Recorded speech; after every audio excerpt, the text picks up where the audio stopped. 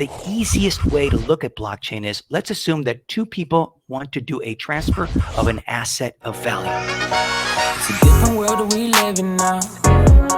I wouldn't say he's got it all figured out, but when it comes to cryptocurrency, better wait your turn in line, cause George Levy's changing the world one blockchain at a time. Well, the easiest way to look at blockchain is, let's assume that two people want to do a transfer of an asset of value. For them to be able to do that transfer, they need to agree on the terms, do a transaction. If I give you $5,000, you will give me such and such, right? You need to agree on those terms. And you also need to determine that once that transfer is completed, that it is final. Those are the two key things you need to determine. If I'm going to buy a house from you, you need to determine a price, and then I need to pay you X amount for the house in order for you to give me the title to the house. That is what a transfer of an asset of value involves. Okay?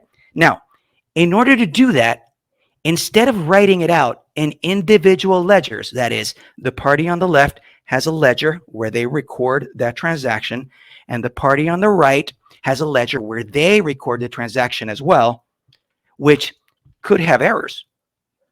The party on the left could write that they received $10,000, while the party on the right could actually say that they sent $15,000.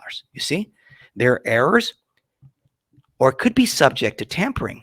For example, the party on the left could say that they never received payment, or the party on the right said that they actually sent the payment and actually double paid. So there's many, many ways that people could change. There's tampering that could be involved when different parties have a different ledger. Then the question is, which one's right? Or one of them could get deleted. Or for example, a major system failure could cause it to be lost forever, right? These are challenges when you actually have separate ledgers. This is how the world currently handles money. Replace ledgers with banks and their own databases. The party on the left could be on bank A. That bank keeps record of a transaction. The party on the right has a database of their own, which keeps a bank account, and they have a record of the transactions. This is why when a party A sends money to party B, you have to wait for a check to clear, because the second bank has to update their records so that they reflect that a payment has been made.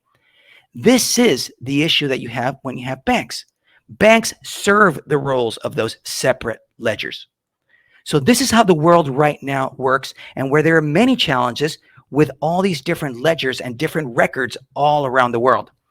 Now, when we look at these, instead of having these two separate ledgers, which could have errors, be subject to tampering, get deleted, or be lost, what if you replace that with a single ledger, and that ledger was shared? So think about it. If you're actually doing a transaction with someone else, both of you agree in one single ledger, and you share that this is exactly what happened. Not only that, that ledger is distributed. That is, exact copies of that ledger are distributed all around the world. One of the benefits of being able to do that is that there is no single point of failure. And every one of those ledgers serves as a witness that a transaction actually happened. They all agree on the same. This is the vision that we're looking at. And all the information that's recorded in that single ledger that's shared and distributed is recorded in a permanent way, and it is recorded immutably. That is, once it's recorded, there is no way to change it. This, in a nutshell, is how blockchains work.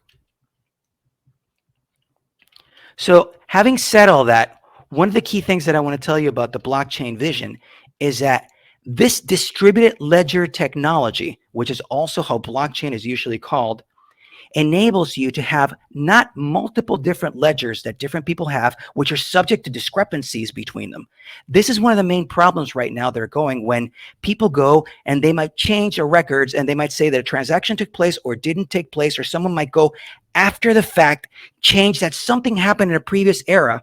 In blockchain, that can't be done, because every single record that's recorded on the ledger is recorded in a permanent matter and immutable. So if something happened at a certain time in history, you cannot go back at a future date and change that information. This is one of the main powers of blockchain technology. It's a different world that we live in now. I wouldn't say he's got it all figured out, but when it comes to cryptocurrency, better wait your turn in line, cause George Levy's changing the world one blockchain at a time. Well,